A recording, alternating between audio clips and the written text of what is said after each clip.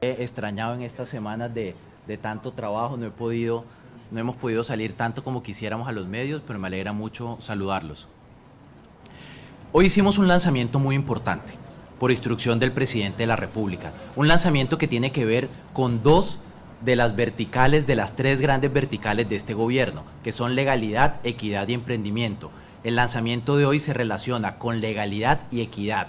¿Cómo mejorar la equidad de este país a través de la legalidad en los contratos de arrendamiento?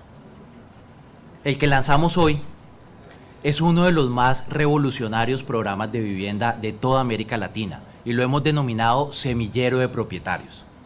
Semilleros de Propietarios permitirá que en el curso de este gobierno 200.000 familias puedan acceder a un arriendo formal de manera inmediata e ir construyendo, gracias a un subsidio del gobierno nacional, un capital que les permita apalancar parte de la cuota inicial, insertándose dentro del programa Mi Casa Ya, que ya existe, y a través de coberturas en la tasa de interés, volverse propietarios. Nuestra ambición es muy sencilla, que lo que hoy paga una familia informal por una pieza en la que probablemente estén hacinadas, por una casa que tiene condiciones subóptimas en materia de las baterías sanitarias, de los espacios para manipular alimentos, que esas familias puedan beneficiarse de este programa, mudarse a una vivienda de manera formal en mejores condiciones y dentro de 2 años, una vez hayan construido ese capital semilla, ser sujetos de crédito y convertirse en propietarios sin incrementar el gasto que hoy están haciendo en arrendamiento. La mecánica es relativamente sencilla, tal vez la mejor manera de entenderlo es a través de un ejemplo. Quiero que se imaginen una familia que paga diariamente entre 10 y 15.000 pesos por vivir en una pieza. Vale la pena mencionar que aquellos que no tienen un contrato de arrendamiento formal, sino que pagan así de manera informal, terminan depositando mensualmente cerca del 2% del valor del predio, mientras que en Colombia los que tienen un contrato de arrendamiento formal pagan solo el 0.38. En ese sentido, la informalidad se convierte en uno de los mayores exclusores de este país y de las mayores fuentes de inequidad. Pero entonces pensemos una de esas familias que hoy vive en una pieza, paga entre 10 y 15.000 pesos, muy probablemente hacinado y en condiciones subóptimas de habitabilidad. Lo que les estamos proponiendo es lo siguiente: asóciese con el gobierno nacional, siga haciendo ese esfuerzo de 10 a 12.000 pesitos diarios y juntemos una platica de 350.000 pesos mensuales. Esos 350.000 pesos se escinden en dos grupos. 200.000 van para un ahorro y 150.000 van para un copago de la vivienda. Hablemos primero del ahorro. Ese ahorro va a estar depositado en una figura que nosotros hemos llamado arriendo voluntario contractual, que quiero que la piensen como una cuenta AFC de destinación específica para las familias informales. Son cuentas que solamente van a poder ser utilizadas para compra de vivienda. 200.000 pesos. Los otros 150.000 entrará a complementar un subsidio del gobierno nacional del orden de 350.000 pesos que les permitirán ir a un arriendo de 500.000. Y yo quiero señalar aquí varias cosas. La primera, no es lo mismo pagar un arriendo de 350.000 pesos informal a pagar un arriendo de 500.000 formal. El hecho de tener un contrato de arrendamiento que además está soportado por el Estado permite que el valor del arriendo se reduzca entre un 30 y un 50%, y todo ese dividendo de la formalidad se lo vamos a trasladar al beneficiario de una de dos formas: o a través de mayor ingreso disponible, uno, o dos, que se gasten la misma plata que venían gastando antes para vivir en una casa de mejores condiciones. Pero el programa no termina ahí. Si terminara allí, en ese primer momento de la política social, ya sería un programa satisfactorio, porque estaríamos reduciendo el déficit cualitativo de este país en un 25%. Pero el programa va mucho más allá. El propósito es que dentro de 2 años estas familias puedan ser propietarias. Y puedan ser propietarias como los 200.000 pesos que fueron ahorrando todos los meses, a la vuelta de 2 años constituyen un capital semilla del orden de 5 millones de pesos. Sobre ese capital esos beneficiarios ya son elegibles para el programa Mi Casa Ya, programa que ya lleva varios años funcionando en este país y que consiste en dos cosas, en un subsidio a la cuota inicial y en un subsidio a la tasa de interés. Lo que nosotros nos estamos imaginando es que estas familias, después de 2 años de vivir en una mejor casa y sin gastar un peso más, van a tener 5 millones, que van a ser complementados con un subsidio de 15 millones de pesos, ya hay 20 millones de pesos para la cuota inicial de su casa, y se pueden endeudar a través de Mi Casa Ya, para que en plazos de 20 o 30 años puedan ser propietarios de esas casas sin que lo que paguen mensualmente por ese crédito de vivienda sea mayor a lo que están pagando hoy por vivir hacinados en una pieza. Entonces la magia del programa está en varias premisas. Uno, que la presión de la familia no aumente, que lo que gastan hoy por una pieza les sirva para mudarse de manera inmediata a una casa formal y en 2 años esa misma plata les sirva para ser propietarios. Segundo, que convirtamos a este en un país de propietarios y no en un país de arrendatarios. Colombia ocupa un lugar penoso a nivel global cuando vemos el número de familias que viven en arriendo. Es el 44% de los colombianos. En el resto de América Latina no supera el 20%. Pocos países en el mundo tienen intensidad de arrendamiento más grande que la de colombiana.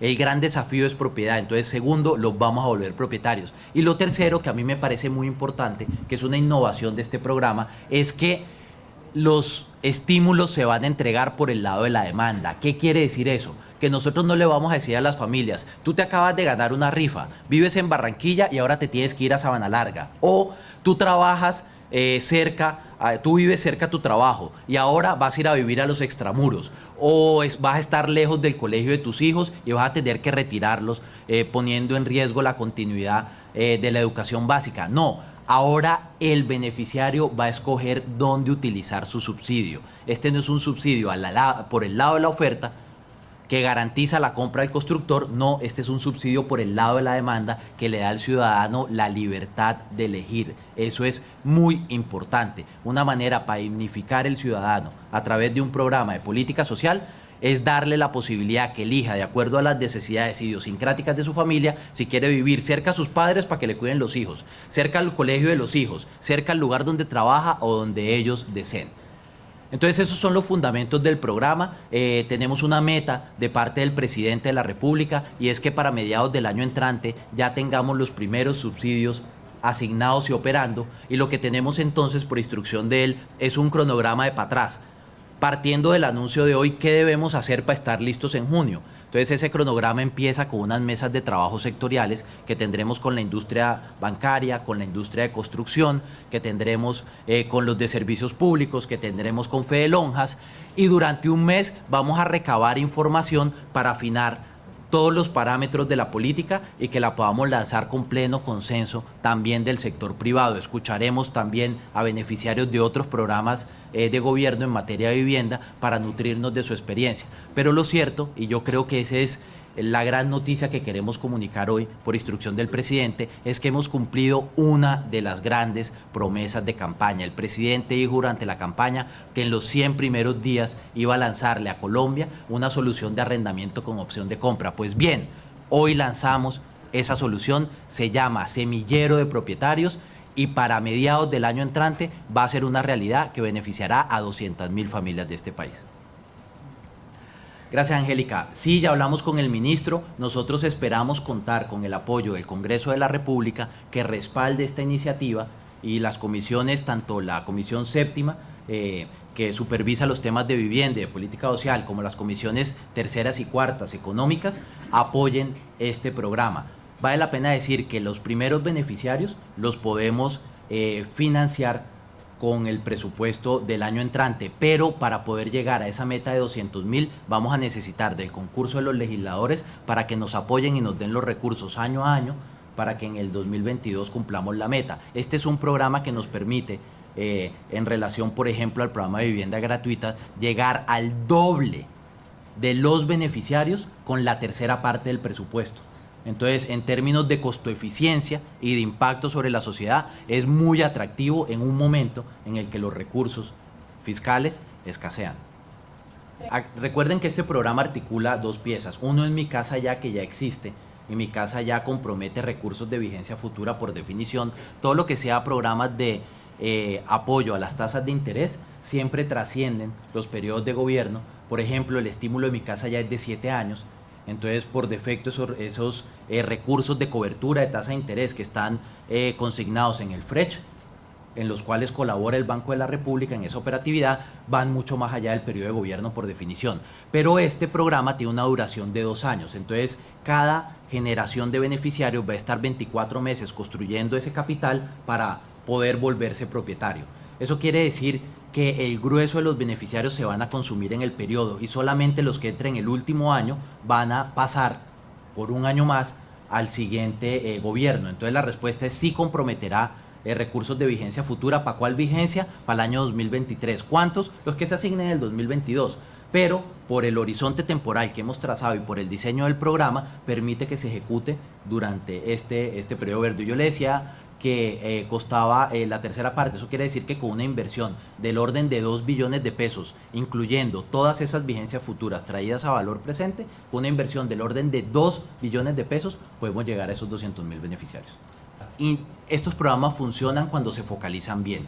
Nosotros tenemos que ser muy juiciosos en utilizar toda la información de la que dispone el Estado, donde está Sisbén, donde están las bases de información, por ejemplo, del resto de programas de subsidios del gobierno, para que no tengamos colados.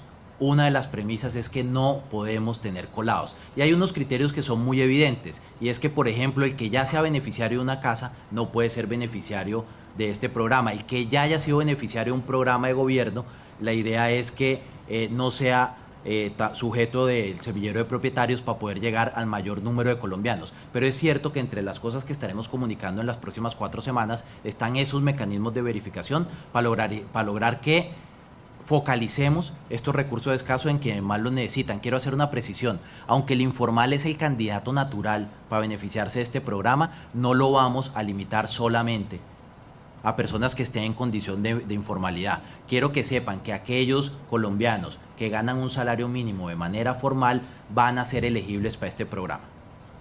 Segundo, ¿cómo garantizar que el sistema financiero los vincule?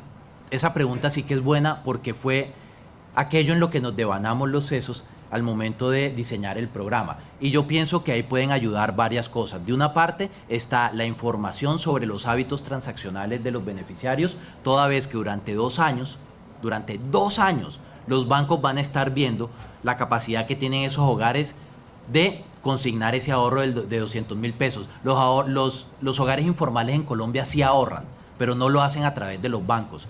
Este programa va a permitir visibilizar ese ahorro. Entonces, lo primero es que van a tener información que antes no tenían. Segundo, van a tener un capital semilla, y un capital semilla que va a hacer que el nivel de riesgo del crédito sea menor. Y un capital semilla del orden de 5 millones de pesos por una vivienda de interés prioritario, que hoy cuesta 54, no es en lo absoluto marginal. Es cerca del 10% del valor de la vivienda. Eso completa el colateral y reduce el riesgo. Y lo tercero es que los otros instrumentos de política con los que cuenta el gobierno, que van a estar articulados en este programa, como por ejemplo la cobertura a la tasa de interés, hace que la presión de los hogares se reduzca, porque parte de la cuota que tienen que pagar va a estar cubierto con un subsidio del gobierno nacional, tal como funciona Mi Casa Ya. Entonces, la conjunción de esos 3 elementos de una parte, información; segundo, una mejor cuota inicial; y tercero, el subsidio a la tasa de interés, va a hacer que este sea para los bancos no solamente una gran oportunidad de incluir a más colombianos, sino también un negocio rentable y sostenible en el tiempo. El país todavía no ha dado el debate sobre el plan de reactivación económica, por lo que es prematuro pronunciarse sobre el mismo.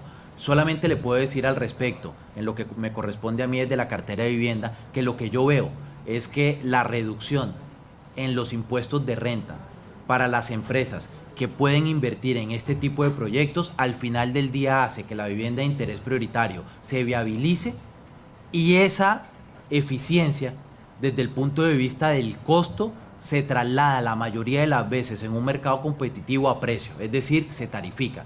Entonces, yo lo que veo aquí es una gran oportunidad para que los beneficios en el mundo corporativo, en los impuestos corporativos, se trasladen a los beneficiarios a través de tarifa. Y de resto, lo que le diría es que el país apenas empieza el debate de los alcances del plan de reactivación económica. Usted pone el punto en la llaga sobre uno de los elementos que hace que la cartera de vivienda se pueda siniestrar. Y es que muchas veces la gente no tiene todos los recursos para la cuota inicial y al momento de comprar una casa combina dos tipos de endeudamiento. De una parte, el crédito hipotecario, que tiene una tasa muy baja porque tiene como colateral, como respaldo el mismo inmueble, y de otra parte se piden créditos como de inversión que son mucho más caros para completar la cuota inicial, y esa convivencia entre esos dos endeudamientos hace que la presión financiera de los hogares sea alta y que muchas veces no se puedan honrar esos compromisos crediticios. Este programa prevé ese problema y lo soluciona. ¿Por qué lo soluciona? Porque va construyendo durante 2 años ese capital que complementa la cuota inicial. Lo que nosotros queremos es que los beneficiarios del programa Semillero de Propietarios no tengan que endeudarse un solo peso para la cuota inicial. ¿Por qué? Porque entre lo que lograron ahorrar en los 2 años más el subsidio del gobierno tendrán completamente cubierto ese componente, y por lo tanto la única intervención en materia de crédito será para financiar la vivienda, en lo cual juegan todas las entidades financieras. El Fondo Nacional del Ahorro es una de ellas, pero también espero que todos los bancos de manera masiva se presten para sacar adelante este programa. Hay que mencionar que las centrales de riesgo, no solamente Datacrédito, sino Cifin, lo que le dan a las entidades financieras es un insumo sobre los hábitos de pago de los individuos. Y ese insumo tendrán que compensarlo los bancos dentro de su modelo de riesgo con otros que hoy no tienen.